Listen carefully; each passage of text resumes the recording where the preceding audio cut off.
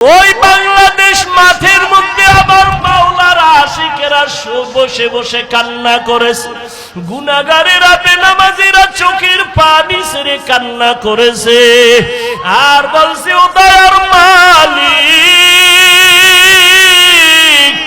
জীবনে শয়তানের ধোকায় কত নামাজ ছাড়লাম, কত বেপরদায় চললাম, ও আল্লাহ জীবনে কত দাড়ি কাটলাম, আর জীবনে নামাজ ছাড়বো না, আর দাড়ি কাটবো না, বেপরদায় চলবো না। কারণ নবী আপনিই তো বয়ান করেছেন হাসরের ময়দান হবে বড় ভয়ঙ্কর। যেই ভয়ঙ্করের কথা বলতে গিয়া নবী আপনি পর্যন্ত যার যার কান্না করেছেন, বুক ভিজায় দিছেন কান্না করে। কেমন ভয়ঙ্কর হবে হাসরের মাঠ। নবী আপনি তো বলেছেন জমিনটা হয়ে যাবে পুরা সমান, আল্লাহর আদালত হবে সিরিয়ার জমিনে বা আরাফাতের ময়দানে। জমিনটা সূর্যের নিচে এসে এবং তাপ দেওয়া শুরু করবে, সূর্যের গরমে জমিনটা হবে তামা। ও নবী আপনিই তো বয়ান করেছেন হাসরের ময়দানে সূর্যের গরমে জমিনটা তামা হয়ে যাবে।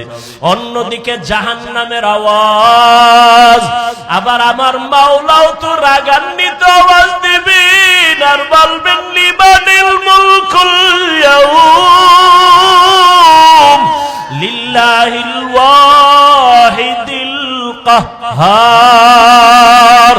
ওই দিন নবী আল্লাহ রাগান্বিত আওয়াজ দিবেন, আল্লাহ তাআলার কুদরতি রাগান্বিত আওয়াজে হাসরের ময়দানটা থরথর করে কেঁপে উঠবে রে মুমিন। ও নবী আপনি বলেছেন ওই সময় হাসরের এমন ভয়াবহ অবস্থা হবে, জাহান্নামের চিৎকারের আওয়াজ। জাহান্নাম বলবে, আল্লাহ বেনামাজিগুলো কই, বেপরদাওয়ালারা কই, গুনাহগার গুলো আমার পেটে দাও, আমার পেটে বড় ক্ষুধা। জাহান্নামের আওয়াজে আল্লাহ বলবে, ফেরেশতারা জাহান্নামের গলায় ৭০,০০০ শিকল লাগাইয়া ধর, সামনের দিকে যেন আসতে না পারে, আমি বিচারটা শেষ করে নেই, তারপরে ওর খোরাক দিব। জাহান্নামকে ধইরাই রাখতে পারে না। এমন এক অবস্থা, রহমতের নবীও কান্না শুরু করবেন, আল্লাহ জাহান্নামের ভিড়াও, আমার একটা উম্মতের ও যেন ধরতে না পারে। আমার উম্মতের যদি জাহান্নাম খাইয়াই ফেলায়, আমি জান্নাতের দরওয়াজায় যাব না। তখন আবার আল্লাহ ফেরেশতাকে ডাকবে, আয় আয়। আল্লাহ কুদরতের হাতে একটু পানি দিয়া বলবে, জাহান্নামের গায়ে পানিটা ছিটাইয়া দাও। ছিটাইয়া দেওয়া মাত্র জাহান্নাম দ্রুত গতিতে পেছন দিকে ভাগতে থাকবে।